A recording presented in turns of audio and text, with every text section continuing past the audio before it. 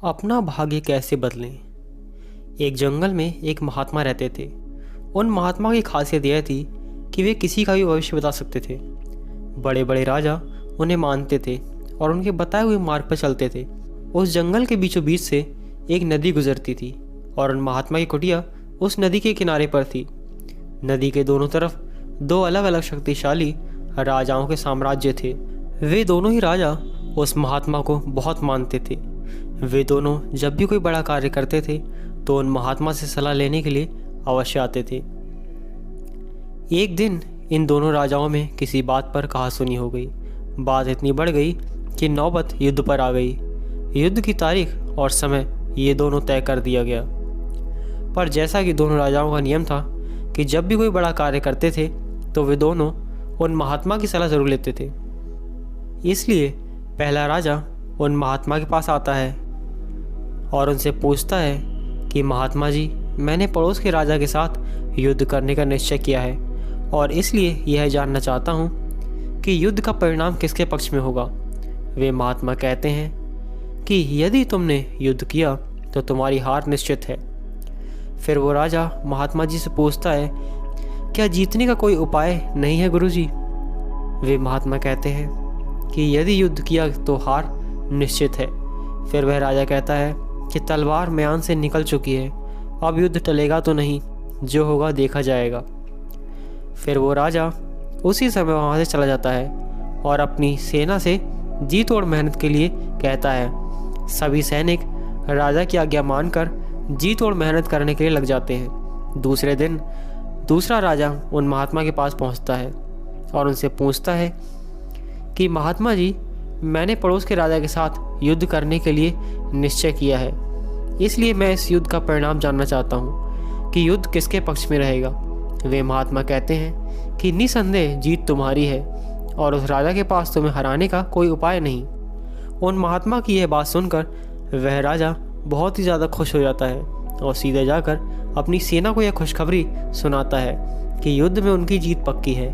ये बात सुनकर उस राजा के सैनिक भी बहुत खुश हो जाते हैं और युद्ध की तैयारियों में लग जाते हैं। समय बीतता है और युद्ध का दिन आ जाता है। रणभेरियाँ बजाई जाती हैं और युद्ध शुरू हो जाता है। दोनों सेनाएं एक दूसरे के साथ भिड़ जाती हैं और मार काट मच जाती है। देखते ही देखते जिस पहले राजा की हार निश्चित थी, वे दूसरे राजा की सेना को ढेर कर देती है और पहला राजा वो युद्ध जीत जाता है जिन्हें महात्मा ने कहा था कि वो युद्ध हारेगा। युद्ध जीतने के बाद वो पहला राजा उन महात्मा के पास चला जाता है और उनसे पूछता है कि महात्मा जी, आपने तो कहा था कि मैं तो ये युद्ध हार जाऊंगा, लेकिन मैं तो ये युद्ध जीत चुका हूँ। आपकी भविष्यवाणी गलत कैसे निकली? फिर वे महात्मा उस राजा से कहते हैं, मैंने तो वो कहा था जो तुम्हारे भाग्य में लिखा था, लेकिन तुमने अपने कर्म से अपने भाग्य को बदल दिया। तुम्हारी जीत का कारण यह है कि तुमने अपने भाग्य से ज़्यादा अपने कर्म को आवश्यक समझा और उस दूसरे राजा ने अपना सब कुछ भाग्य पर छोड़ दिया। उसने अपने कर्म से ज़्यादा अपने भाग्य को आवश्यक समझा और पूरे समय निश्चिंता से भरा रहा, जिसके कारण आज तुम विजयी हो और वो तुम्हारा बंधक है। दोस्तों, यह बात सच है कि सब कुछ हमारे हाथ में नहीं होता, लेकिन यह भी सच है कि बहुत कुछ हमारे हाथ में होता है, लेकिन हम उसे भी भाग्य के भरोसे छोड़कर जीवन भर रोना रोते रहते हैं। लोग जानते हैं कि स्वस्थ कैसे रहा जा सकता है, लेकिन समय न होने का बहाना बनाकर वे अपने अंदर बीमारियां पालते रहते हैं और जब कोई गंभीर बीमारी हो जाती है तो वे लोग अपने भाग्य को दोष देना शुरू कर देते हैं। दोस्तों, अगर आज हम किसी समस्या में हैं तो वे सिर्फ हमारे पुराने गलत कर्मों के कारण हैं और कल अगर हम इस समस्या से निकलेंगे तो वे सिर्फ आज के अच्छे कर्मों के कारण ही निकलेंगे। दोस्तों, अगर आज आप कुछ नहीं करते तो कुछ तो होगा ही और वो आपका भाग्य है।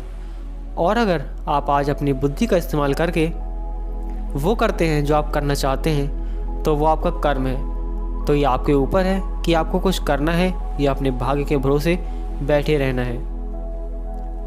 यह प्रश्न आवश्यक नहीं है कि भाग्य पहले से लिखा हुआ है या नहीं, बल्कि आवश्यक सवाल यह है कि क्या हम उन चीज़ों को भी भाग्य के भरोसे छोड़ रहे हैं जिन्हें हम बदल सकते हैं। तो दोस्तों, आपको कैसी लगी आज की कहानी नीचे कमेंट करके ज़रूर बताएं। और वीडियो पसंद आई हो तो वीडियो को लाइक करें और चैनल को सब्सक्राइब करें। तो चलिए मिलते हैं एक और ज्ञानवर्धक कहानी में। तब तक के लिए देखते रहिए रोज़ इंस्पायर्ड।